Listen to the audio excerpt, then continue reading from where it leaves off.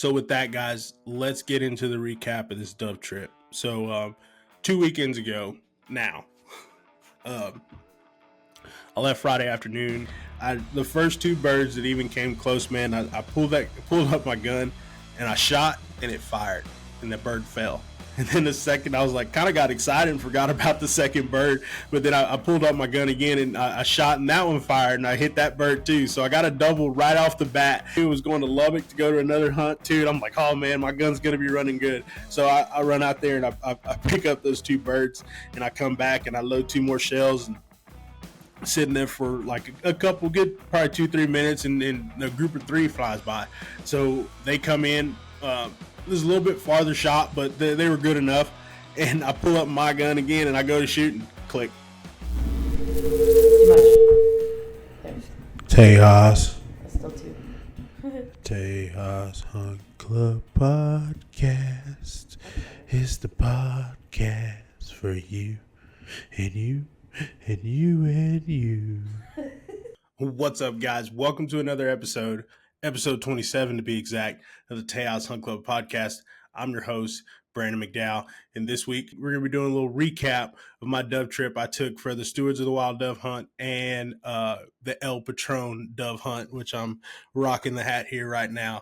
But it was an awesome weekend of shooting some birds, so we're going to get into that today. But first, I'm going to go over a couple things that I found on Instagram and some information I found on some stuff that's going on right now. I've been been thinking about doing this for a little while now, but I find funny stuff and I find cool stories on Instagram just from the people I follow, the pages I follow and stuff. So I figured we share them all the time, or I share them all the time on my page and on Tejas Hunt Club's page on the stories and stuff. But sometimes, some of these things are worthy of being talked about in other realms. So, I picked a couple of things that I saw this week. Some of them are funny and cool, and then some of them are just some topics about conservation and things that are going on right now within the government. So the first one that I found the top 10 colleges to go to for fly fishing. So on that list, starting from number 10 is Sewanee, which is the University of the South in Sewanee, Tennessee. Number 9 is the University of Alaska. Which both of those, there's a lot of rivers and stuff in Tennessee. And then, of course, Alaska's, there's rivers, there's the ocean, everything there. So the University of Georgia. Okay. So not just a football school. There's some fly fishing going on there, too. Oregon State University. The University of Texas at Austin comes in at number 6. Penn State University comes in at number 5. The University of Montana. That one definitely makes sense at number 4. The University of Miami. Once again, freshwater and saltwater.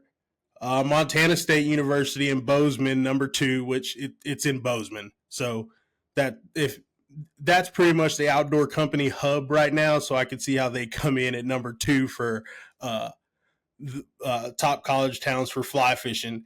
And not just Coach Prime's football right now, but the University of Colorado Boulder is the number 1 school for fly fishing. So fly fishing and football with Coach Prime. I'm a big Coach Prime fan. If you haven't been paying attention, check him out. What he's doing at Colorado is pretty awesome. Next couple of weeks are going to be tough, though, with USC and Oregon State, I believe. We'll see how it goes, though. I'm pulling for him.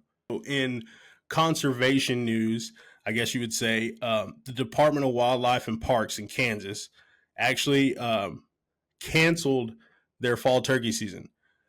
So this message from Turkeys for Tomorrow, which is an organization that helps with turkey conservation, kind of like National Wild Turkey Federation, but they're a great group. So if you haven't, go check them out. Give them a follow on Instagram. See if you can help out if you want to. But basically, the fall turkey season is suspended in Kansas due to populations declining. Beginning this fall, Kansas will have no fall turkey hunting season due to declining populations at state and regional levels. The difficult decision was arrived by members of the Kansas Wildlife and Parks Commission after hearing compelling recommendations from staff over the course of 4 public meetings. So they've documented declines in turkey populations in Kansas or in that region for the last 15 years. Largely due to reduced production levels. So essentially, they're canceling the turkey season for population reasons. I mean, if that's the recommendation by the people that are paying attention to that and studying that, I mean, it sucks, but I mean, I like hunting them in the spring anyway when they gobble. Um, but I think it's a huge step into conserving turkeys in that area. I'm not sure on how long they plan on doing this, but I guess for the foreseeable future, I mean, if they've been seeing declines for the past 15 years, this is probably hopefully not too little too late, but hopefully it'll get their populations going back in the right direction. If you remember a couple episodes, we mentioned an organization called HOW. They're an organization that created a platform for hunters and outdoors people, fishermen, everybody, to have action items to reach out to our representatives in the government when we see bills or different laws and things trying to change that aren't for the betterment of wildlife or for hunting and fishing. So one of the action items that they had a while back was to help with the hound hunt for bears and mountain lions in New Mexico. New Mexico's in the news again, but basically they had proposed canceling hound hunting for bears and mountain lions. So one of the action items was to reach out to the New Mexico government, and plead for hound hunting. I received this email because I sent a how for this action item on the platform. So it essentially says that because of the numbers of people that used the platform or reached out to representatives in the New Mexico government that were for hound hunting, it basically it stopped it from being canceled, and they actually proposed changes to bear and cougar rules in New Mexico. So in the case of bears, they're going to increase bear harvest limits in multiple areas, and they list off some of these areas. I'm not familiar with them, but maybe I will be now. So they're increasing number of permits for the draw for bears. Also, they're essentially lengthening the length of the season in New Mexico for bears as well. So not only did we stop hound hunting from being canceled, but we actually gained some ground in access in New Mexico. I'm not sure on how much this goes to non-residents per se, but at least it's saving it for the residents of New Mexico. And I'm sure there's a lot of outfitters and stuff too that run on these areas that are going to get some extra tags this year. In the case of mountain lions, they are going to reduce harvest limits for one area that I see here, and they're going to enact more studies for statistical modeling efforts in 3 or 4 more of these areas also. So they're not canceling the hunt for mountain lions, but they're reducing some of the numbers.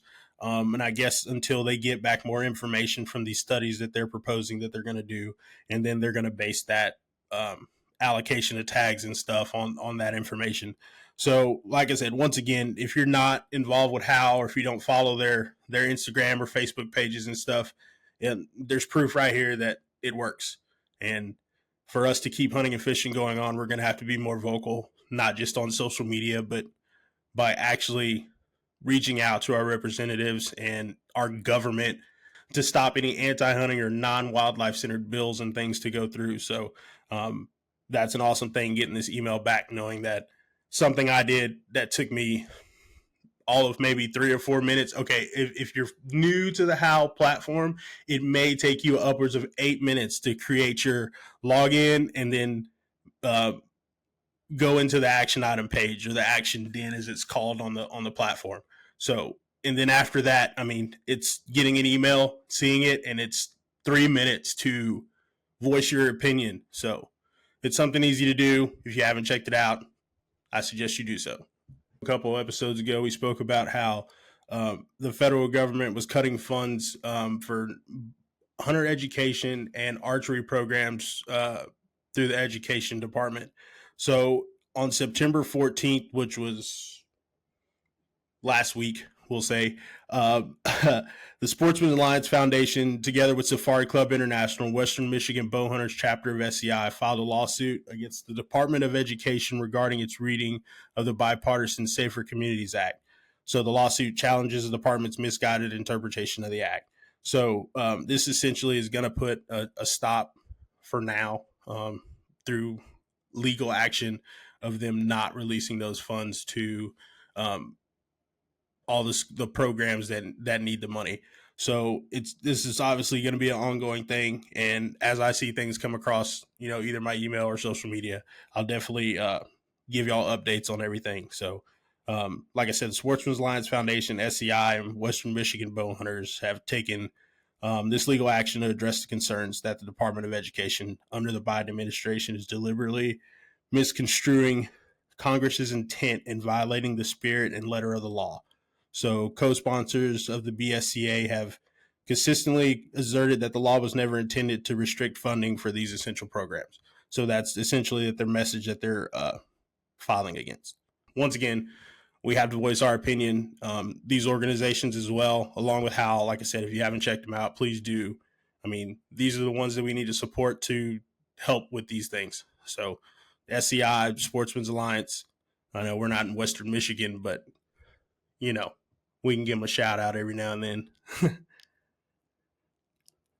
As most of you know, across the state last week, we finally got some rain. So, although it is the end of summer and we've been dying for it for a couple months now, it was greatly needed, and we definitely need some more. So hopefully we have some more coming, not to the extent of flooding, hopefully, but we still need some more rain. One of the things I looked up also was, of course, with the drought that we've been in, it's had an effect on deer and wildlife in general. So I know a lot of the supplementing that we've been doing for these animals has been just providing water for them. Feed's been nice, but it's because that's been scarce. But the waters, I think, is probably the most important thing right now. And I know just from, and I'll get to it when I talk about kind of what we're planning on doing. But I mean, between my camera that I have that's on water, and then the camera that I have on the mineral, I mean, that's what they've been hitting the most. I mean, of course, they're still hitting the feeder and stuff, but most of the time it's been seeing these deer that are hitting this mineral, and they've been hitting it really, really hard. So I know that we're planning on going for one last trip before season starts to, put some more mineral out and refresh scrapes and all that kind of stuff. I know we're still getting the blind set up and everything dialed in. So we're going to make one more trip this coming weekend and get out there and refill the feeder. I think we're going to change the times on the feeder also, getting them out there when it's more daylight. So that's going to be the plan for this coming weekend. So with that, guys, let's get into the recap of this dove trip. So 2 weekends ago now, I left Friday afternoon for the Stewards of the Wild Dove Hunt in Albany, Texas. Originally, that dove hunt they do hunt on that Friday afternoon, but I stayed at work because I had some stuff to get done, and I just figured I'd just drive up after I got off work. So got off work at 6. Already had the truck and everything packed, so just left from Cedar Park area and then drove up to Albany. It was about a 3.5 hour drive. I stopped a couple times to get fuel and then get some Topo Chico because I couldn't find any. And then finally got to Albany about just in time to hear them announce the raffle ticket winners. So didn't get to put in for the raffle this year, but there were some awesome prizes. From Yeti cups to shotguns to dove bags. I mean, there's a lot of different stuff that they had in the raffle, and then also in the swag bag that you get when you sign up for the hunt. So I actually picked up a mini solo stove, so that's pretty cool. Excited to kind of put that together and see how that works. And then like some hats and stickers and all kinds of stuff. A new Yeti cup, so you always like to have those. But it was a nice little swag bag, so hung out there for a little bit. Got a little bite to eat. I mean, they had quail and dove, and I mean, they had all kinds of tacos and stuff. Like it was awesome. But got like I said, got something to eat. Figured out where I was staying because in that dove hunt, it's I think they had 230 people this year, so you're kind of split you up. Some people stay in Albany, and then some people stay in Abilene, and then so I was picked to stay in Abilene. So I got everything packed up and figured out where I was going to go, got an address to the hotel and everything, and then drove from Albany to Abilene, and then got there. My roommate, Will, I don't know his last name. I know he's in the Houston chapter of Stewards of the Wild, though. Shout out to Will because he was pretty cool because he was already asleep in bed by the time I got there. So it was a task to try and get in there and not make too much noise and not turn on lights and stuff. And you already know that when you're trying to do that, that's the exact time that everything just wants to clang and bang and you can't find this and your flashlight doesn't turn on your phone.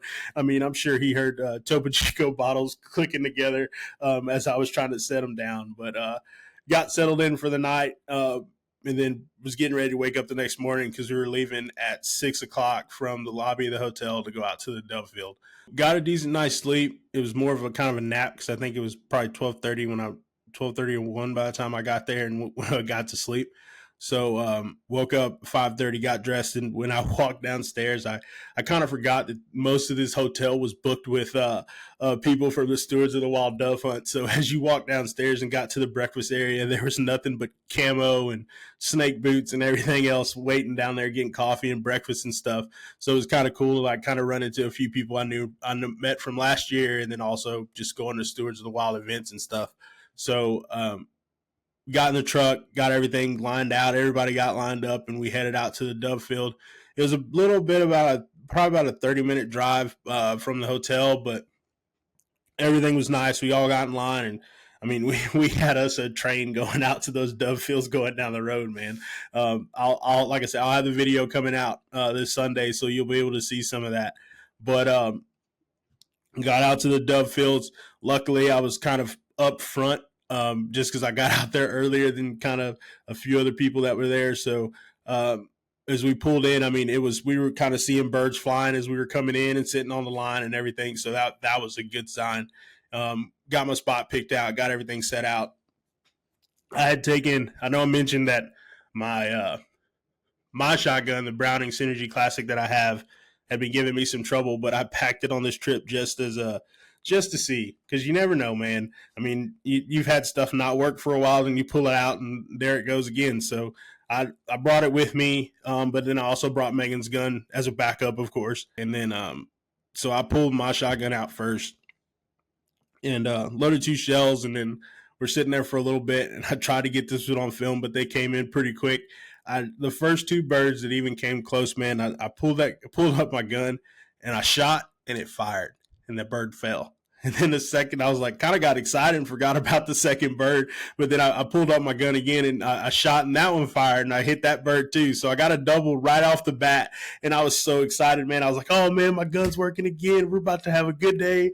Everything's awesome. Like, this couldn't be any better. Like, I already knew I was going to Lubbock to go to another hunt too. And I'm like, oh man, my gun's going to be running good. So I run out there and I pick up those 2 birds, and I come back and I load 2 more shells, and sitting there for like a couple good, probably 2-3 minutes, and a group of 3 flies by. So they come in. There's a little bit farther shot, but they were good enough.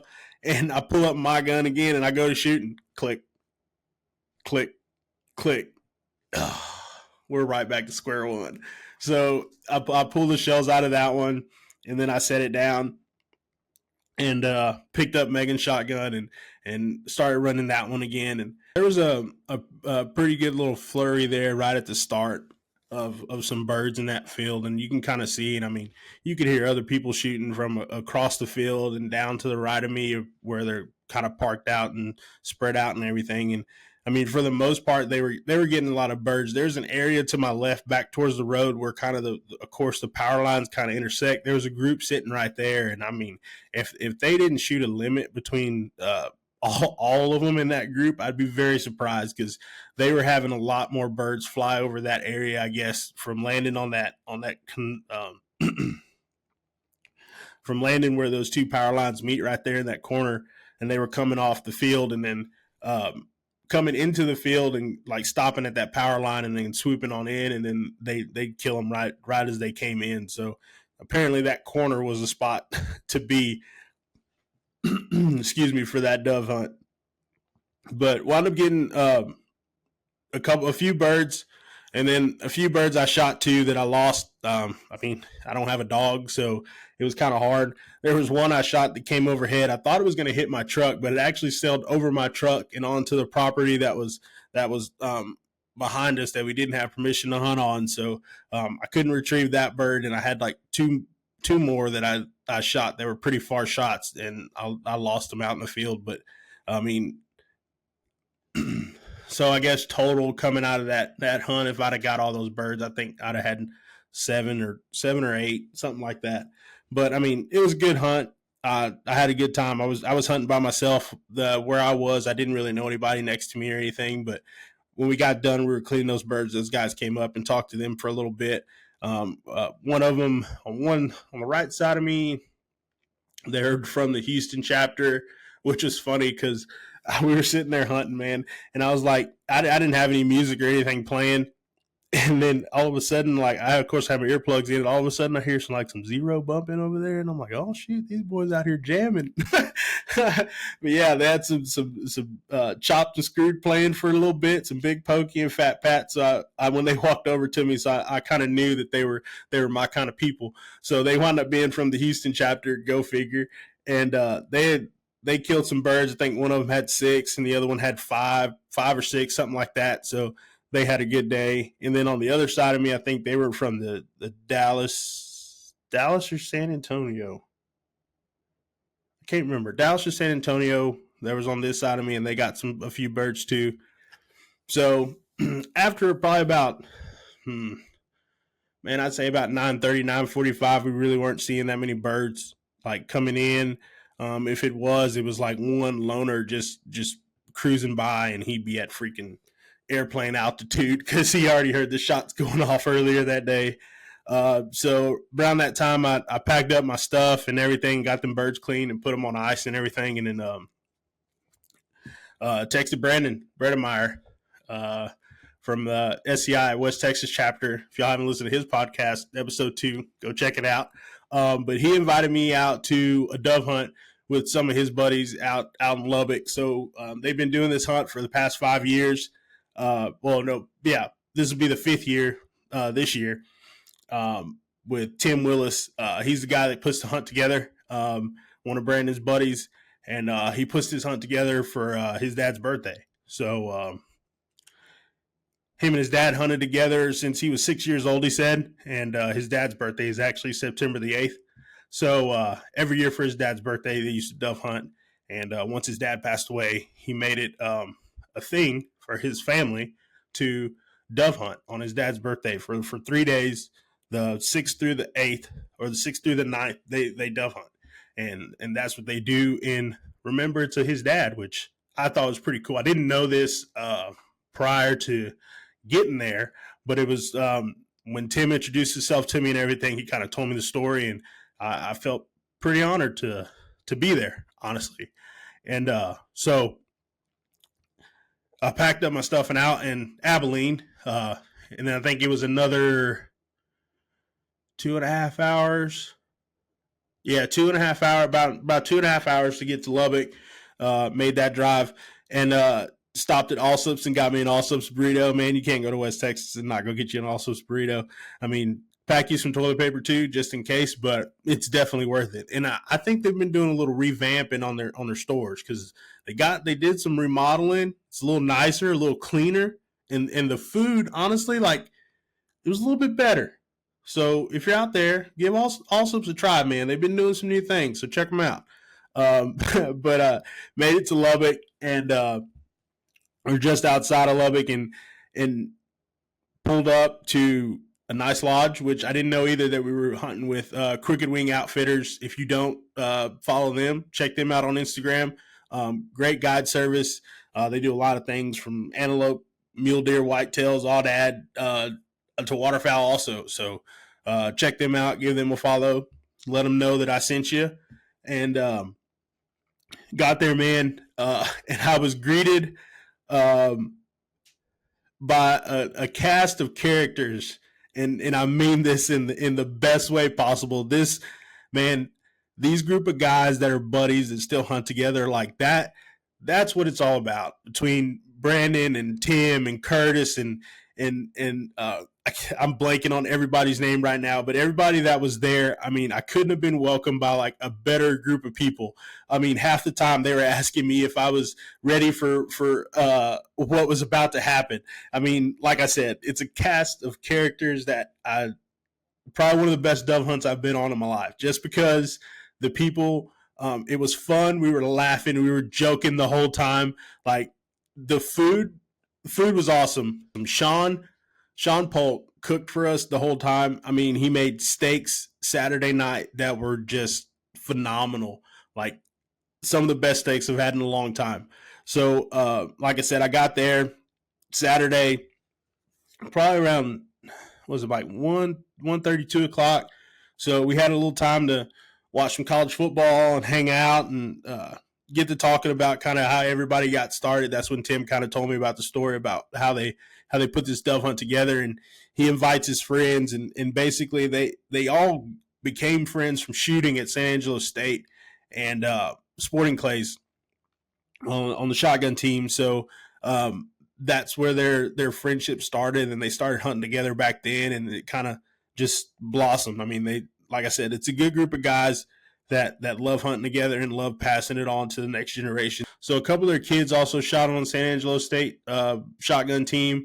So he invites a couple of the kids off the team every year to clean birds. So that's their job, is to clean birds and hang out, and that's their payment for getting to come hunt on this trip. So like I said, it's a big friend family group, and they all get together and they all love dove hunt. So around about 3 o'clock, we all started packing up and getting everything ready to leave, head out to the dove field. And we're going out outside of town to hunt some farmland. And we all got together and stopped at Allsup's and met up with the guide, and he drove us out there and hunting with Tim. He before we left, he was like, "Hey man, you and Brandon, y'all gonna come hunt with me." And it was funny too, because they were like, "Oh, we got two Brandons now."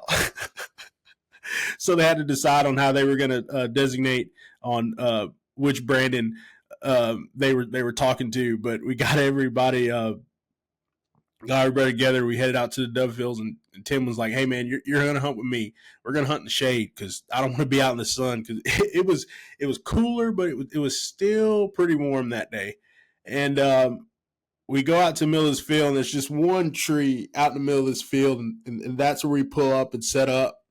And I mean, from the time that we got out of the truck, there was birds flying. No joke. So it was kind of like a little bit of a dash to get everything out, because we're seeing these birds flying and everything. But we got everything set up, got out the decoys and everything set out. And I was hunting with Brandon and Chris had his two dogs with him, and his two black labs, and they were awesome. I mean, they made our job a whole lot easier. And then Brandon has his dog is a English Cocker Spaniel with him. So honestly, getting those birds, they made our job easy. So I mean, like I said, from the time we got there was birds flying. So we got ready, and I told Brandon about the trouble I had with my shotgun, and he was like, "Well, let me check it out." So I pulled it out, let him see it, and from what he determined, it is my trigger. So, like I said, if you know any place to get any Browning Synergy parts, specifically a trigger, let me know. Please let me know. But so once again, I was using Megan's shotgun, and man, it was an awesome afternoon of shooting birds. I mean, everybody was getting chances, getting shots. I mean, from doubles to singles, triples were coming in. We had a couple quads. I mean, like it was awesome shooting with those guys and getting to film and take pictures, and of course too. So if you haven't seen our Instagram, I posted a couple of photos that I've taken on. You can see it on my page and on Tejas' page too. I'm trying to decide what I wanted to shoot or how I wanted to shoot. Basically, was the biggest thing. If I was switching back and forth and picking up the shotgun, birds would come in, to filming the dogs, to filming the birds that were coming in, and taking pictures and stuff of everybody that was hunting. I mean, that's a lot of what I enjoy about going on these trips and stuff, is being able to take photos and video and make this content, I guess you would say. And just kind of put these memories together. I mean, for people and for myself too. That's a big part of it. I mean, I never hunted that far north for dove. Up in Lubbock area, I've been to Albany. Of course, we went to the Stewards of the Wild Dove Hunt. So, I mean, I put like, I think I did the math. This whole weekend, I put like 878 miles on my truck. But I mean, it was fun. I got to go around and shoot birds and hang out with some cool people and meet new people. So, like I said, I mean, we had a good day. I think we wound up killing 120 birds that afternoon. Was the final count, and then like I said, it was a good time. Like I'll have the video coming out this Sunday, and then I'll be posting the photos and stuff on Instagram and everything. So definitely check those out. And the best thing about this hunt is I didn't have to clean any birds. So after we got done sunset and everything and taking pictures and all that stuff, we made it back to the house. And Sean, like I said, man, those steaks that we had that night, I had it on my story. They were awesome. But we had steaks, mac and cheese, asparagus, and I love some mac and cheese. So that was definitely a big hit. And listened to the Texas Tech game on the Turtle Box, which it didn't end so well for Tech that night, but it was pretty cool listening to that kind of like on the radio style, like a football game, not just watching it because we were hanging out outside and everything. Because by then it had gotten a little cooler. We had a thunderstorm, a big thunderstorm that rolled in that night, and like I'm talking thunder, lightning, just shake the whole lodge that we were in. Like it got it on. And then so we woke up that next morning. We were going to go hunt, and it kind of made me worry a little bit, you know, about that rain and stuff, you know, scattering those birds. But you know, you can't kill them from the house. So we got up and we went out to a different spot this time to go hunt. Which it, like I said, when we pulled up to this spot, we saw birds flying. We thought it was going to be a good day, and we had a little flurry kind of right as the sun started getting a little bit higher, and then for all of a sudden they just quit flying, and then we look over kind of to the adjacent property that was next to us, and we see these lone dead oak looking trees. We were probably about maybe half a mile to 3/4 of a mile away from it. There's these 3 dead oak trees around this pond, and they had these power lines going down the road next to them. And if I could show you, you can see it in the video, but the amount of birds that had congregated over there was like that was the spot that we needed to be at. And unfortunately, we did not have permission to go hunt that area. I mean, we could have easily like moved down the road and went down that other side and set up, but that's not where we were allowed to hunt. So for a good while, we have a couple birds fly over to where we're at into the field, and we got off a couple shots. But basically they were all congregated in those dead trees and on that pond, man, and they weren't leaving it. That's just where they wanted to be. And I mean, it's hunting, even with dove hunting, it's not always guaranteed. And you could be like we were about half a mile, 3/4 of a mile from the spot that you need to be, and you can't get there either by, you know, access from how hard it is to get there, or just access from permission to hunt on that piece of property. And that just wasn't our day that day. So we got like I said, we squeaked out a few birds coming in, and then wound up going back to the house and getting everything picked up and make that long trip back down here to the house. But like I said, man, it was an awesome weekend. I had a lot of fun chasing birds all over North Texas and stuff. So I'll definitely, I was given the invite for next year and told to put it in my calendar. So Tim, I'm going to take you up on it, and I'm going to be there. You told me I was invited, so I'm coming back. I got it saved in my calendar right now. So anybody, September 6th through the 8th is booked. I'm sorry. That I'm going to be in Lubbock hunting with Tim and the rest of the El Patron Dove Hunt crew and having a good time. I just want to thank those guys again for inviting me up there, and Brandon Bredemeyer for giving me the invite, and Tim allowing it and everything, and letting me come home with them and make some new friends. So like I said, this video, I'll have it coming out on Sunday. So hit subscribe on that YouTube channel. Follow us on Instagram. I'll be posting highlights and little teasers and stuff on there. And then also next week coming up, we'll have our bow setup video and then also our blind bag video because deer season's right around the corner. 2 more weeks, guys. 2 more weeks. And we'll be sitting out there sweating our asses off waiting for a deer to come out. I mean, for the archery guys, MLD also. So if you're lucky enough to be on an MLD property, you'll be out there slinging bullets at those deer. For everybody else, we'll be archery hunting. So like I said, guys, got some content and stuff coming out. We'll be making videos of us going hunting this year. Also, share your videos. Tag us in them on Instagram, Facebook. We'd love to share them. We'd love to congratulate you on enjoying your time outdoors with your friends and family. So hit us up, follow us on Instagram, like and subscribe on YouTube. Leave us a review for the podcast. That'd be cool. Share the podcast with a friend if you enjoyed it. Go back and listen to old episodes if you're new. There's a lot of good stuff in there. We've gotten to talk to some pretty cool people, and we're going to keep doing it. And also, if you have people that you want to suggest to the podcast, we had a guy reach out to us on Instagram this week and suggested some people that we should have on the podcast. So, sir, thank you for that. We appreciate it. And if any of y'all have any suggestions, or if you yourself want to come on the podcast because you have some cool hunting stories and you've done some cool things, or if you work in the outdoor industry, wildlife, deer breeders, anything like that, hit us up. We'd love to have you on the podcast so you can tell your story and how much you love the outdoors. So thanks again, guys, for listening to the podcast. I really appreciate it. We'll catch y'all next week.